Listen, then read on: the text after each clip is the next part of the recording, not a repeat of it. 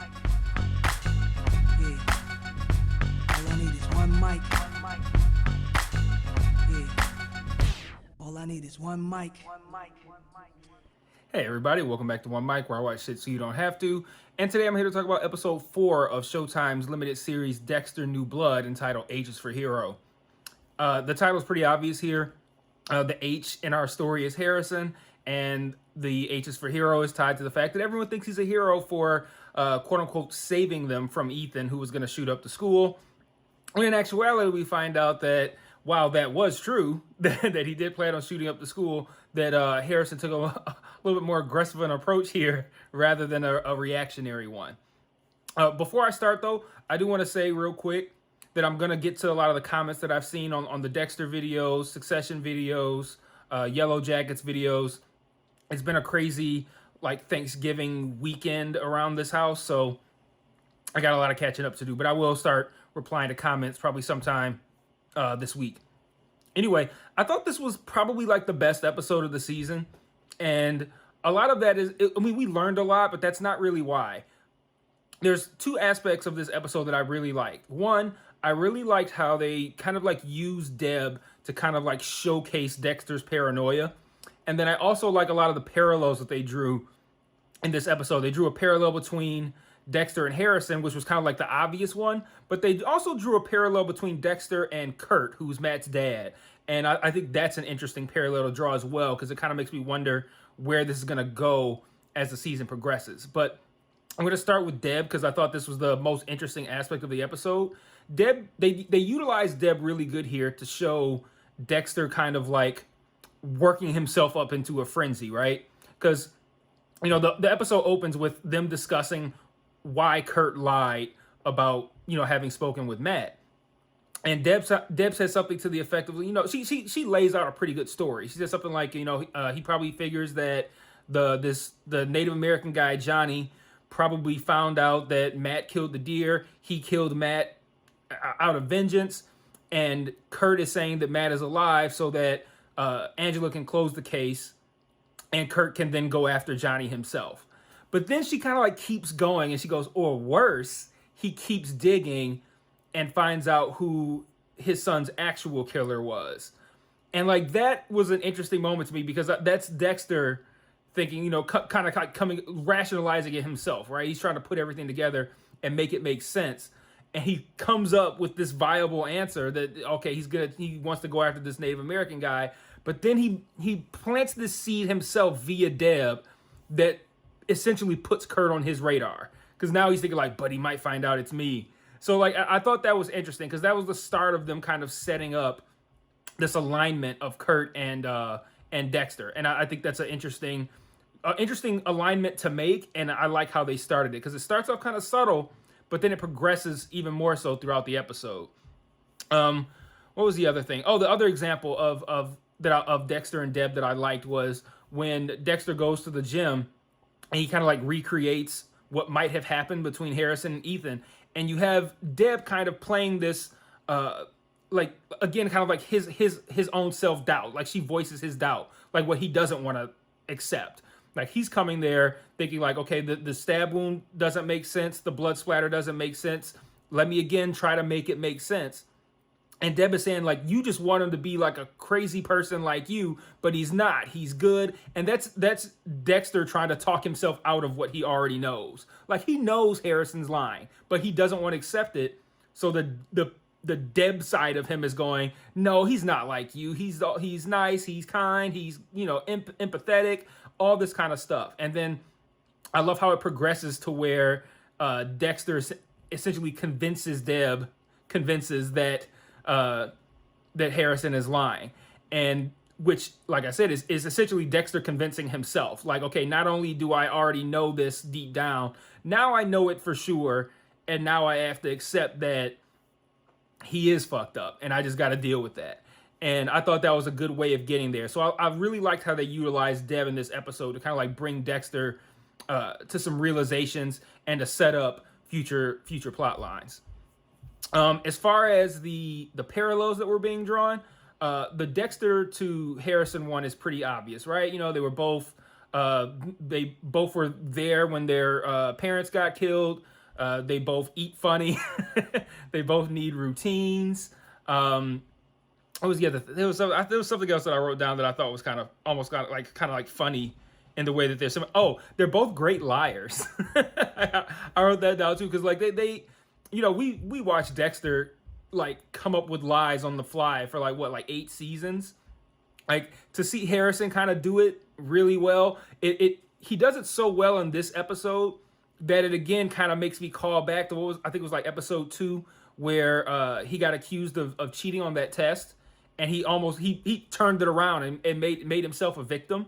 And I bought it in that moment, but now I'm starting to wonder, like, did he cheat on that test? Because I thought he cheated on the test originally, but he did such a good job of turning that around and making it like a "how dare you not trust me" thing that I was like, all right, maybe he didn't do it. Now I'm thinking like, yeah, he definitely did that shit because he's such a fluid liar. But I like those parallels, but then I also like the parallels between Dexter and Kurt, that they kind of started to just kind of like drop out there a little bit. They didn't do too much, but like I said, they started out the episode kind of giving Dexter a reason for Kurt to be on his radar. But then what I really liked is, I don't remember if we found out. No, we didn't find out first. We found out at the end of the episode that Kurt's the guy that's been kidnapping these women, or at least he kidnapped the last one, because he takes this girl with green hair who's been in this restaurant back to a cabin. I'm assuming it's the same cabin. I'm not, comparing windows and shit, but assuming it's the same cabin. And that made me call back to earlier in the episode when Kurt was talking to Dexter after he came in and visited Harrison and gave him that drone, and they were talking out on the porch there, and Kurt was kind of talking about how, like, when you have a kid that messes up all the time, he says something like, you can't help but feel responsible. And that once we later saw that Kurt's the one out here snatching up these women, and he in that moment blamed himself as well for what happened with Matt on the boating accident. And it made me think, like, okay, Kurt's clearly a psychopath, and now he's concerned or upset that he made his son into one. And is that not exactly what Dexter's concerned about? And then what do you think Dexter would do to protect Harrison? You like he wouldn't just give up Harrison like just like Kurt. He's like, I should have stopped from Matt from doing what he's doing, but instead I kept covering for him. That's what you do for your kid, right? So he's doing the same thing that Dexter is likely going to end up doing for Harrison. Like, he's probably going to have to cover for Harrison at some point. And I like that they're drawing that parallel, because we would look at Kurt and Matt, because both of them are obnoxious, especially Matt. We would look at them as quote unquote bad, but they're in the same set of circumstances that Dexter and Harrison are going to be in. And we're going to essentially, of course, we're going to be like pulling for Dexter to win, right? So I just think it's interesting that you have 2 male parents who are psychopaths, to be honest. 2 male parents who are psychopaths, who now have 2 male kids who are showing the signs of their demented behavior as well. We know Matt purposely killed those people on that boat, and now we know Harrison purposely stabbed someone or cut someone with that razor. And another thing about that razor thing too, it's a bit on the nose. I'm not on the nose, but it makes sense that they would want to drudge up our fond memories of season 4. And I get that. It's a little on the nose, like, oh, of course you would go for that season, but why wouldn't you? But it also, it does help tie together the connections between Dexter and Harrison. So you think of, like I just mentioned, how, Dexter, they were both there for their parents, respective parents, to have died. And we know how Trinity was using his razor, and about the thigh cuts and shit like that. And that, he killed Rita with that. Like, so for Harrison to have now done that to Ethan, it is still a nice little callback to, like, not just saying, oh, hey, here's a reference to everyone's favorite season, but also here's just another way in which you can kind of compare and align Dexter and Harrison. So I still think it was cool, but like I did kind of go, of course you guys would find a way to reference that season. And I like how they revealed that whole thing too, because when Harrison was telling his story, when he says that he stabbed Ethan, and he said something like, I think I got him good.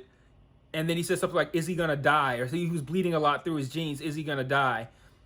The fact that he had just been listening to an episode of that podcaster, Molly, her podcast about Trinity, the episode about Trinity, the fact that he had just been listening to that and then said, I think I got him good, that immediately made me think he might have done this on purpose and knew what he was doing. And it wasn't like I'm just fighting back in self-defense and I got him. It sounded like it made me think, like, since they had just shown the Trinity, him listening to the Trinity episode, it made me think that he did that with intention. Like, he knew, like, he cut an artery or something in the leg that he knew was gonna fuck Ethan up.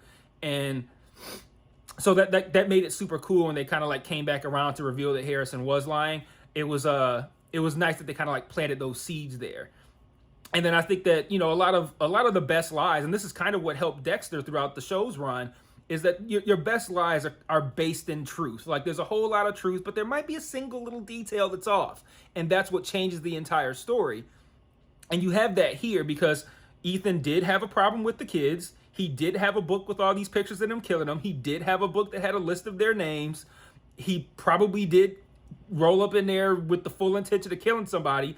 And Harrison probably did stab him in order to stop him from doing it. But it's like leaving, like just that slight twist in what actually happened makes it so that Ethan is the bad guy and Harrison is the hero, and Harrison goes off scot-free because we hear that Angela says that she's not going to press charges against Harrison despite Ethan's story, which we find out is exactly what we already kind of figured, is that Harrison just attacked him and that's it. And then they're also going to move with charges against Ethan.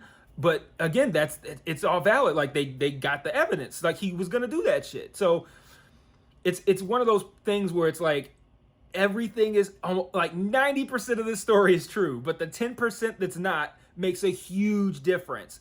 And Dexter does a great job of kind of manipulating that little bit of truth as well. This show in general has always kind of done that, where they're good with like giving you every reason to believe something and just twist it just a little bit at the end. I think a good example was I think it was last episode where Dexter goes up to the police station and they give you all the reasons to believe that they're about to ask Dexter why he was in the woods at the same time as Matt, and then they twist it at the end of the last bit and just be like, yeah, can you tell us what gun that is? I'm like, you fuckers.